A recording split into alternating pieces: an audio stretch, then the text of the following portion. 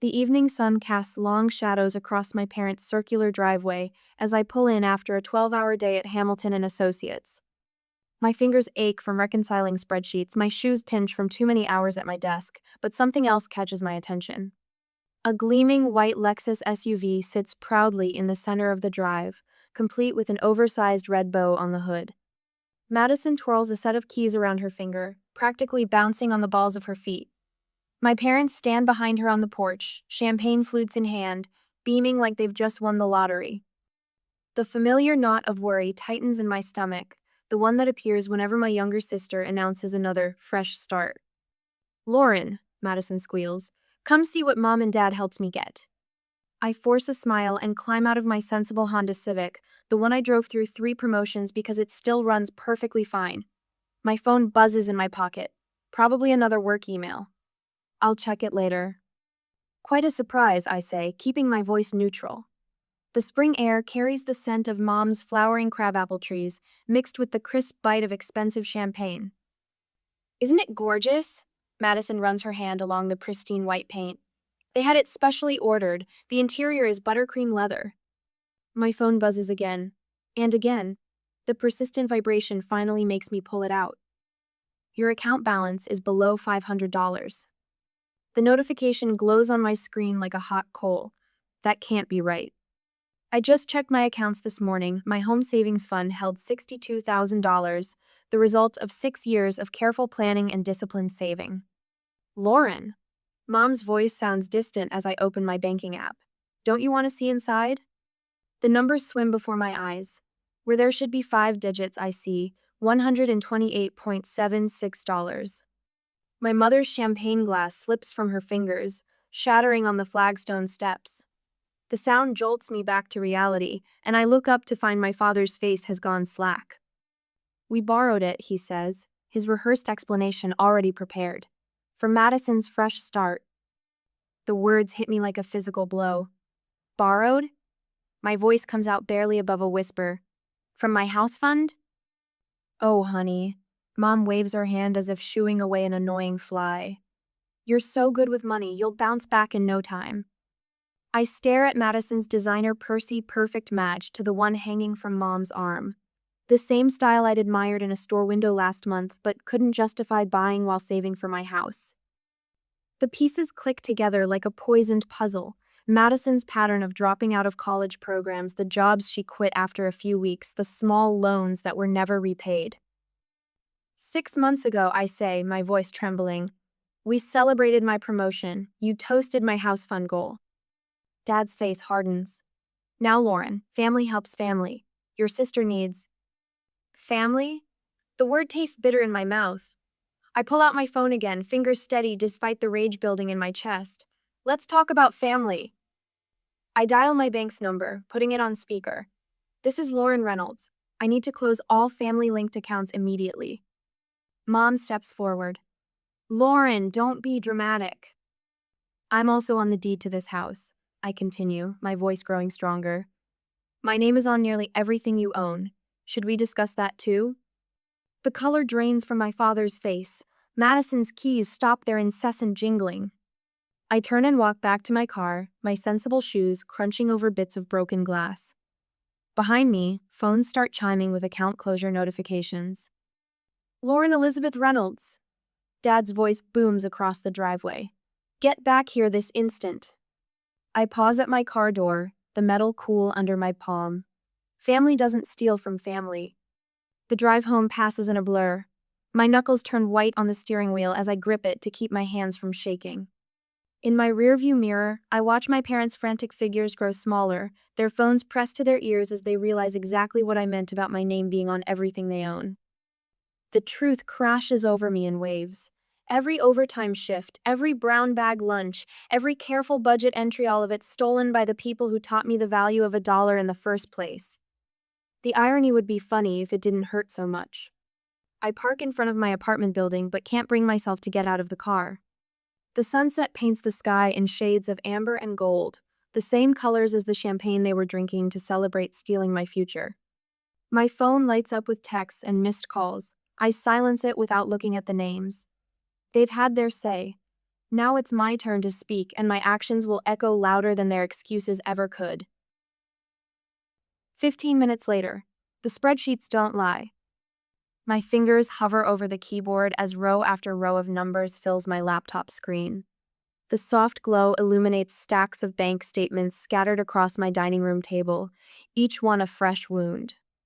Outside my apartment window, streetlights flicker on as evening settles over Longmont, but I barely notice the passing hours.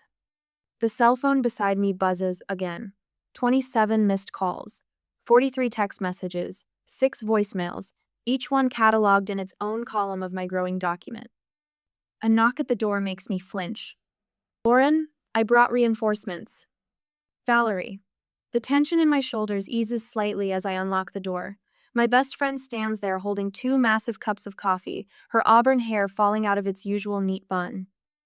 I got your text, she says, pressing one of the cups into my hands.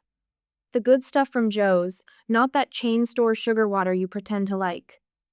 The coffee's warmth seeps into my palms as Valerie takes in the chaos spread across my dining room. Her eyes widen at the fortress of paperwork I've built. I need to document everything, I say, the words coming out hoarse. Every account, every transaction, every forged signature. My phone lights up with another notification. Madison's latest Instagram post, "When jealousy destroys families," with a photo of her looking tearfully into the distance. The comments section overflows with heart emojis and supportive messages. Robert can help, Valerie says, pulling out her own phone. He does digital forensics for that tech firm, remember? Let me call him. 2 hours later, Robert's laptop joins mine on the table. His fingers fly over the keys, following electronic breadcrumbs through years of account statements. Look at this pattern, he says, turning his screen toward me. Small withdrawals, $30 to $80, from joint accounts you probably forgot existed. They did their homework.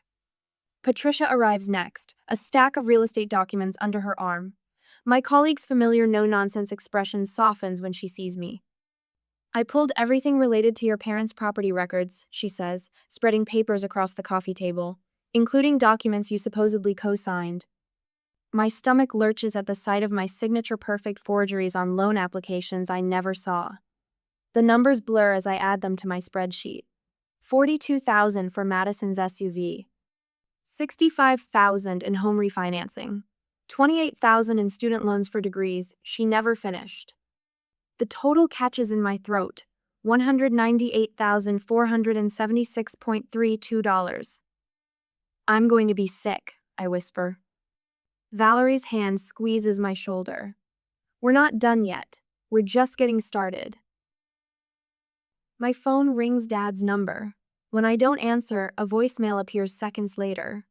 His voice booms through the speaker, alternating between threats and pleas. Lauren Elizabeth, you're destroying this family. After everything we've done for you. I delete it before he can finish. Another message pops up, this one from Mom. Your father had a meeting with the bank today. They're threatening foreclosure. Is this what you want? To see your family homeless? They're scrambling, Robert says, still typing. Trying to move money around, but the account freezes are already in place. Madison's face appears on my Instagram feed again, this time in a tearful video. I just don't understand how my own sister could do this to us. We're supposed to be family. The comments pour in. Stay strong, sweetie. Families should support each other no matter what. She sounds toxic. Even the family pastor joins the chorus, his name appearing on my caller ID. I send it straight to voicemail, already knowing the message will be about forgiveness and turning the other cheek. Your 3 o'clock is here, Patricia says, checking her watch. William Barnes, the financial advisor? I nod, gathering the most critical documents into a folder. The spreadsheet's final tally glows accusingly on my screen. Nearly $200,000 stolen by the people who taught me to balance my first checkbook. William arrives precisely on time, his silver hair and wire-rimmed glasses projecting exactly the kind of steady competence I need right now. He's followed by Sarah Mitchell, the attorney Patricia recommended, her heels clicking purposefully across my hardwood floor. Let's create a strategy, Sarah says, pulling out a legal pad.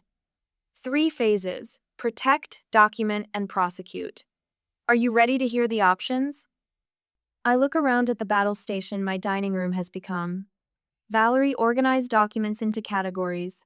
At Robert tracking digital trails, Patricia highlighting deed records. At the phone that won't stop buzzing with guilt trips and threats? Yes, I say, my voice stronger than it's been in days. I'm ready. Sarah lays out 3 forms on the table. Police reports for identity theft and fraud. My hand shakes as I pick up the pen, but the ink flows steady and true as I sign my name, a real signature, not the forged version scattered across so many documents. The final text from Mom arrives as I finish the last form. We're about to lose everything. Is that what you want? My finger hovers over the send button that will deliver all our evidence to the authorities. In my mind, I see Mom's champagne glass shattering on the flagstone steps, Madison twirling her new car keys, Dad's rehearsed explanation about borrowing my life savings. A lifetime of family comes first, whispers in my ear. But as I stare at the spreadsheet documenting nearly 200,000 reasons they never really put me first at all, I know what I have to do. I press send. The silence that follows feels like standing in the eye of a hurricane. Around me, my chosen family works quietly. Valerie sorting documents, Robert tracking accounts, Patricia organizing evidence, Sarah and William planning next steps. None of them need to ask if I'm sure about this. They see the numbers. They know that some betrayals can't be forgiven just because they were committed by blood. My phone buzzes one final time. Another message from Mom. Blood is thicker than water, Lauren. Remember that. I think of the red bow on Madison's new SUV, bought with my stolen dreams. Of the matching designer purses Mom and Madison carried while I brown-bagged my lunch to save for a house. Of Dad's signature practicing mine until he could forge it perfectly. Blood might be thicker than water, but it's not thicker than fraud. 2 weeks later, the repo man circles Madison's gleaming white SUV like a vulture eyeing its next meal. His neon yellow vest catches the morning sun as he checks the VIN number against his clipboard. Madison stands on her apartment steps, mascara running down her cheeks, clutching the repossession notice in her manicured hands. I watch from my parked Honda, remembering how she twirled those keys just weeks ago. The memory tastes bitter now, like coffee left too long on the burner. My phone buzzes. A text from Mom. Please call us. The country club declined our cards at lunch. We were humiliated in front of the Hendersons. The screen lights up again. This time it's Dad. The bank froze our home equity line. What have you done? What have I done? My fingers curl into fists. The question should be what they've done: forged signatures, drained accounts, stolen futures. The evidence sits in a thick manila folder on my passenger seat, each paper another nail in the coffin of the family I thought I had. You can't take it. Madison's voice carries across the parking lot. Daddy's lawyer will stop you. The repo man doesn't even look up from his paperwork. He's heard it all before. My phone rings. Edward Hamilton, my boss. Lauren, do you have a minute? Of course. I keep my voice steady, professional. In my rear-view mirror, I watch the tow truck back up to Madison's SUV. The board just reviewed your report on the Peterson account fraud. Impressive work catching those discrepancies. Thank you, sir. A normal day, normal words, but nothing feels normal anymore. It got me thinking. We have an opening for a senior risk analyst. The way you handled your own situation, detecting the fraud, documenting everything, taking immediate action, that's exactly what we need. Are you interested? The tow truck's chains rattle as they secure Madison's SUV. She's given up screaming and slumped onto the steps, shoulders shaking. I'd be honored, I say, meaning it. At least something good can come from this mess. Excellent. We'll discuss the details on Monday. He pauses. And Lauren? The firm has your back, whatever your family tries. The words settle like a warm blanket around my shoulders. That night, for the first time since discovering the theft, I slept through until morning. But peace never lasts long these days. Lauren! A familiar voice stops me outside church Sunday morning. Mrs. Peterson, my old Sunday school teacher, hurries over in her floral dress. I just had lunch with your mother. She's absolutely devastated. Surely there's room for forgiveness? Before I can respond, my phone chimes. A news alert. My stomach drops as I read the headline. Local woman speaks out about family abandonment. There's Madison, perfectly posed and tearful, telling Channel 4 how her successful sister turned her back on family in their time of need. The comments pour in. How heartless. Family first. Money isn't everything. They don't know about the forged documents, the drained accounts, the years of lies. Dad works fast. By Monday morning, 3 Rotary Club members had called my firm expressing concerns. But Edward just forwards their messages to legal and gives me a bigger office. The same Monday, I'm sorting files in that new office when the security desk calls. Miss Reynolds, your parents are here. Ice spreads through my veins. I didn't authorize. They're already on their way up. I hear them before I see them. Dad's heavy footsteps, Mom's heels clicking on the tile. Lauren Elizabeth. Dad's voice booms down the hallway. You will fix this mess right now. I stand, hands steady on my desk. His face is red, fists clenched. Mom hovers behind him, dabbing at dry eyes with a monogrammed handkerchief. Oh, baby, she wails, loud enough for the gathering audience of my colleagues. How could you do this to us? I didn't do anything to you. My voice comes out clear and strong. You stole from me. You forged my signature. You took my future. We're your parents. Dad takes a step forward. Sir. A deep voice cuts through the tension. Marcus from security fills my doorway. I'll need you both to leave. This is a family matter. This is a place of business. Marcus doesn't move. And these are the consequences of your choices. They escort my parents out. Through my window, I watch them cross the parking lot. Mom's shoulders shake with theatrical sobs. Dad's neck is still crimson with rage. My phone buzzes. Valerie. Robert finished installing your security system. All cameras are active. Patricia's text follows. And keys are yours whenever you need an escape. Another message. Jennifer, my old roommate. Channel 4 wants your side of the story. Ready when you are. The support surrounds me like armor, stronger than blood. A new email arrives from the fraud investigation team.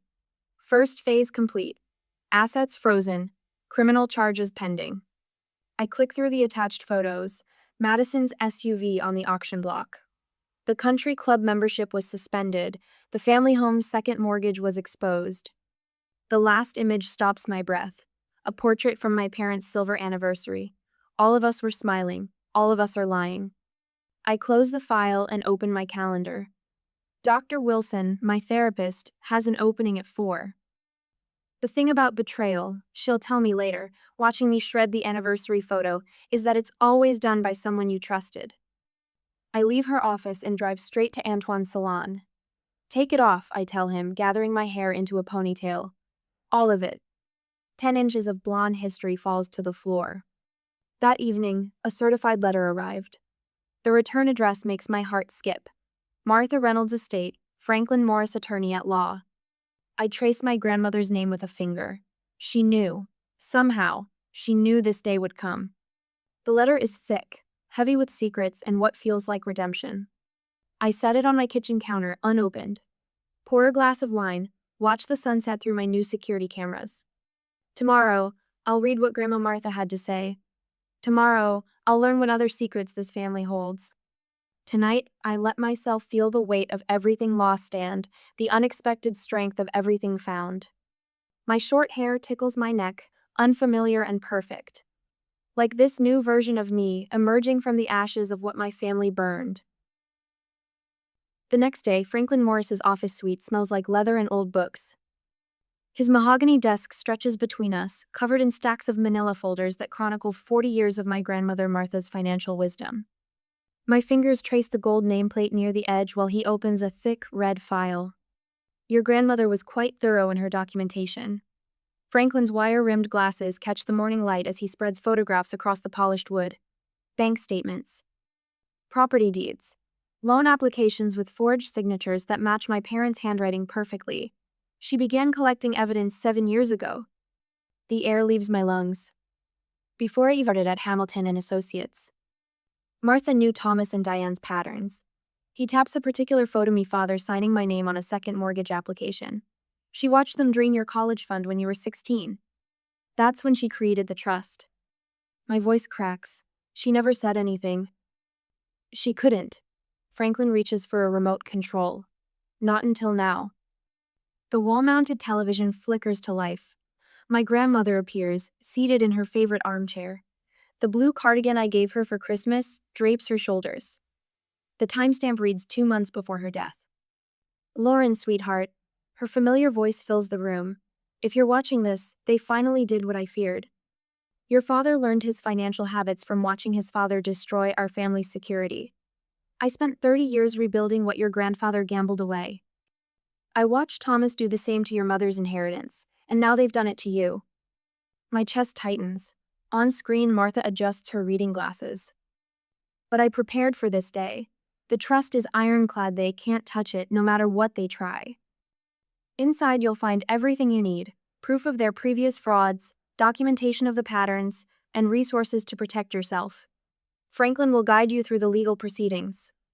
The video pauses on her face. Her eyes, so like mine, stare through the screen.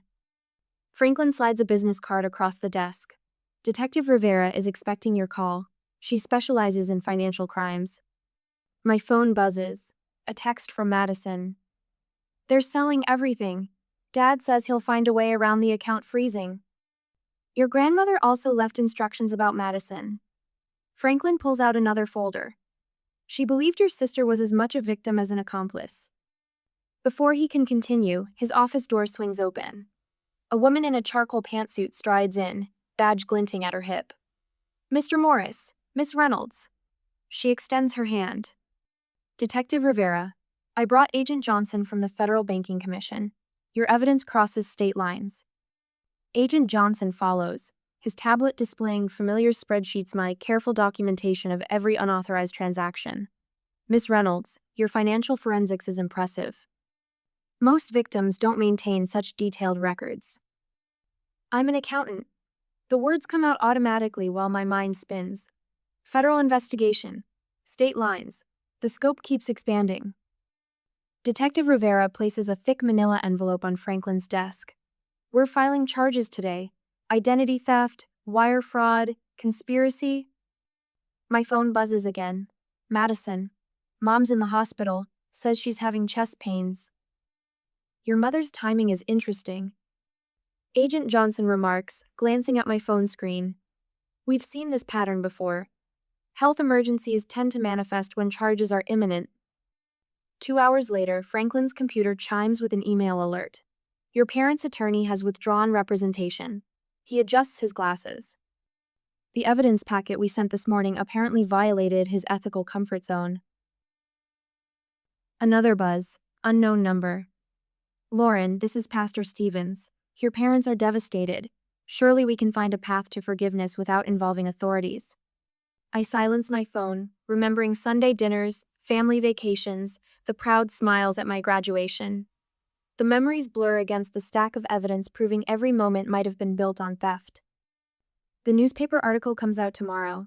Agent Johnson scrolls through his tablet. Your friend Jennifer wrote it? Yes. My throat tightens. She interviewed their friends, their victims, other people they've borrowed from. The community's already shifting. Detective Rivera's tone softens.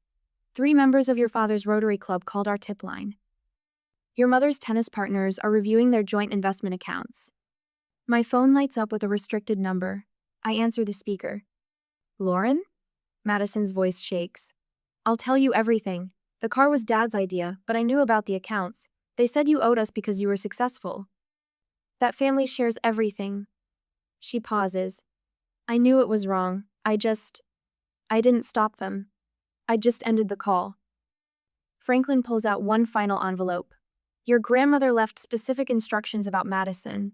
A path to redemption, with conditions. I stare at my sister's name written in Martha's elegant script. Even now, 2 years gone, my grandmother is still protecting me, still offering wisdom from beyond. There's something else. Franklin stands, moving to a painting on his office wall. It swings away from the wall, revealing a wall safe. The combination clicks under his fingers. Your grandmother left property in Colorado, a cabin near Estes Park. Your parents tried to access it last year, but the trust provisions blocked them. He withdraws a thick portfolio. There's also an investment account. She called it your Freedom Fund. The note says, for when you discover the truth about your parents. For when you need to rebuild. My fingers trace Martha's handwriting on the envelope. The woman who taught me to balance a checkbook at 12, who praised my first savings account, who showed me that independence meant having the power to say nosh, saw everything coming. She built me a lifeboat before I knew I was sinking. Detective Rivera's handcuffs gleam on her belt, a steel reminder that justice comes with pain. Agent Johnson's tablet displays my family's financial web, each thread tied to my stolen trust. Madison's text glows on my silenced phone, the first truth she's offered in years. Franklin hands me a pen. Your grandmother believed some wounds need more than time to heal. They need truth, consequences, and the courage to rebuild. He taps the signature line. The choice is yours. I uncap the pen, my grandmother's voice echoing in my memory. Money is never just about money, Lauren. It's about power, truth, and who we become when we're tested. The paper feels cool under my hand as I sign my name, choosing justice over silence, truth over family fiction, my grandmother's legacy of strength over my parents' legacy of lies. 2 weeks later, in the courtroom in confrontation, the fluorescent lights of Conference Room B cast harsh shadows across my father's face as he leaned forward. Fingers curled into fists on the polished oak table. We gave you life, he spits, spittle gathering at the corners of his mouth. Everything you have is because of us. Behind him, our family attorney shifts uncomfortably in his chair, tugging at his collar. The court-mandated meeting stretches before us like a minefield of unspoken accusations. I smooth my hands over the leather portfolio in front of me, letting my fingertips trace the embossed initials LER, a gift from Edward when I made department head last month. The weight of the evidence inside anchors me to reality. Life isn't a blank check, Dad. My voice stays steady, practiced from hours of preparation with Dr. Wilson. Neither is love. Madison sits between our parents, her designer purse now replaced by a knockoff from the outlet mall. Her mascara leaves faint smudges under her eyes. For the first time since this nightmare began, she looks her age. I knew, she whispers, her voice cracking, about the withdrawals, the loans. Her fingers twist a tissue into confetti. They said you owed us. That you had so much, and we had so little, and family shares everything.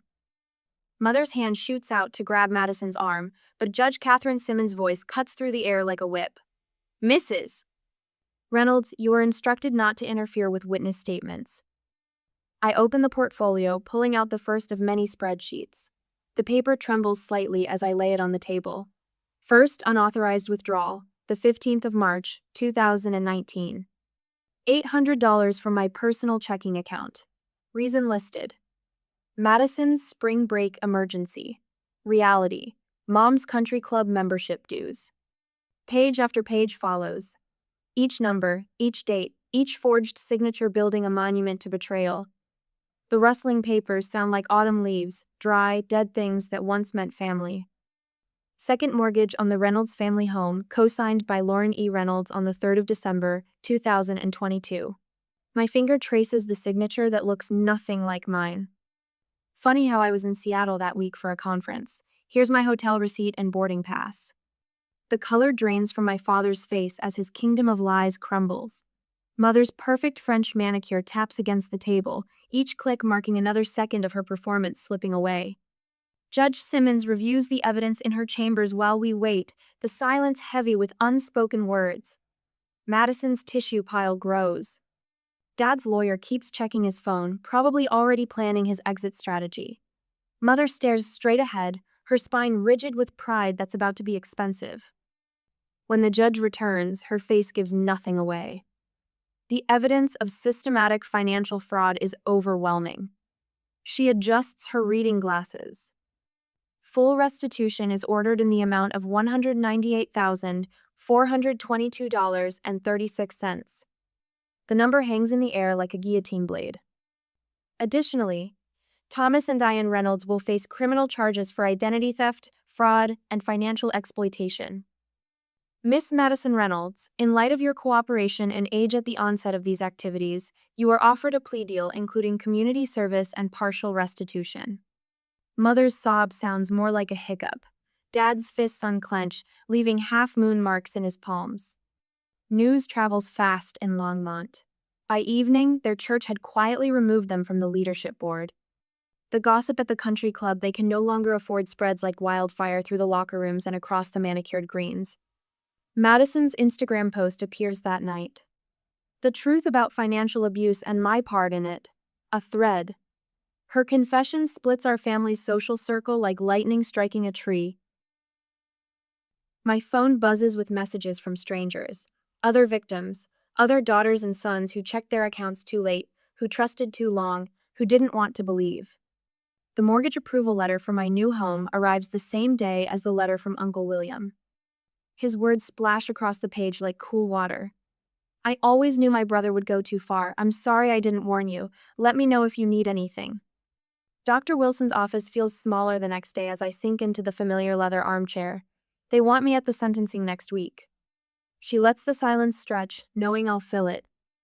Part of me wants to watch, to see them face consequences for once in their lives. My fingers find a loose thread on the armrest. The other part wants to protect them still? Wants to be free of them. The truth burns coming out, but it burns clean. The evening sun paints my new porch in shades of gold as I turn the key for the first time. Inside, the walls echo with possibility rather than history. My grandmother's photo takes pride of place in the entryway. Her knowing smile is a reminder that at least one person in my family saw clearly enough to protect me. I leave an empty chair at my dining room table. Not for hope, not for forgiveness, but as a reminder that sometimes the family you're born with isn't the family you deserve. A card arrives on my birthday. No signature, but I recognize my mother's handwriting on the envelope. Inside, a blank space where love used to live. I pin it to my bulletin board at work, next to the newspaper clipping about financial abuse awareness and the thank you notes from my literacy students at the community center.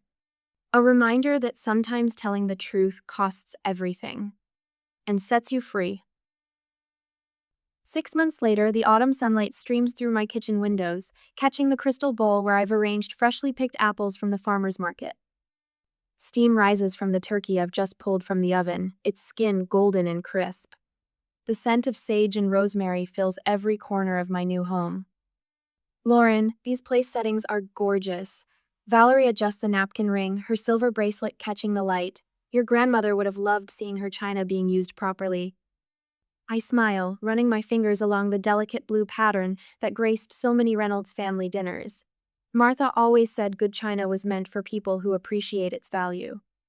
Robert appears in the doorway, his tall frame filling the space. Speaking of appreciation, Edward just called. He's bringing that spiced cranberry sauce you loved at the office party. My chosen family arrives in waves. Patricia sweeps in wearing a rust-colored sweater, carrying her famous sweet potato casserole. Edward follows shortly after, his white hair slightly windblown, cranberry sauce secure in its crystal dish.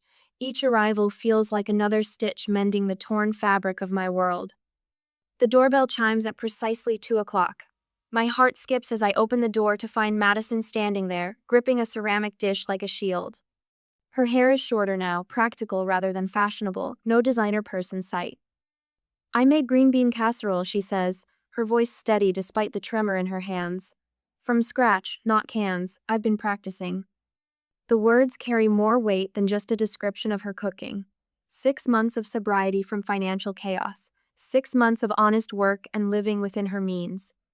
6 months of rebuilding trust, one small deposit at a time. I step aside to let her in. There's space on the counter next to the rolls. Her eyes catch on the empty chairs at the far end of the table. Spaces where our parents might have sat if Thomas hadn't chosen pride over accountability. If Diane's tentative steps toward amends had been more than empty words. The conversation flows easier than I expected. Patricia describes her latest real estate triumph. Robert shares stories about the cybersecurity classes he's teaching at the community center. Valerie's laugh rings out as Edward recounts a client's creative attempt to explain a suspicious tax deduction. Madison sits quietly at first, but slowly joins in. When she mentions her promotion at the bookstore, her voice carries pride instead of entitlement. The word earned has replaced deserved in her vocabulary. Between dinner and dessert, I slip away to my office. Martha's letter hangs framed on the wall, her elegant handwriting a reminder that someone saw the truth long before I did. Truth costs everything and sets you free. Below it sits a small photo of my financial literacy class at the community center, faces bright with newfound understanding. The podcast about family financial abuse has grown into a movement. 3 more support groups have started in neighboring towns. The scholarship fund for accounting students who've survived financial fraud now has enough donations for 2 full rides next semester. Lauren? Madison appears in the doorway, less certain here than in the dining room. Everyone's ready for pie, but I wanted to. She takes a deep breath. Thank you for not giving up on me completely, for showing me there's a difference between enabling and supporting. The words settle between us like autumn leaves, delicate but real. You did the work, I told her. You're still doing it. Back in the dining room, laughter mingles with the clink of coffee cups against saucers. The late afternoon sun paints everything in shades of amber and gold, so different from the harsh fluorescent lights of courtrooms and lawyers' offices. I serve the pumpkin pie on Martha's dessert plates, the one she taught me to hand wash when I was barely tall enough to reach the sink. The empty frame on my wall catches my eye, the one waiting for a new definition of family to fill it. Looking around my table, I see the truth she tried to teach me. Family isn't always who shares your blood. Sometimes it's the friends who bring cranberry sauce and tough love. Sometimes it's the sister who learns to stand on her own 2 feet. Sometimes it's the grandmother who leaves you not just her china, but a legacy of seeing clearly and loving anyway. The dishes can wait. Right now, the sound of genuine laughter fills my home, and for the first time in over a year, I laugh with them, full and free.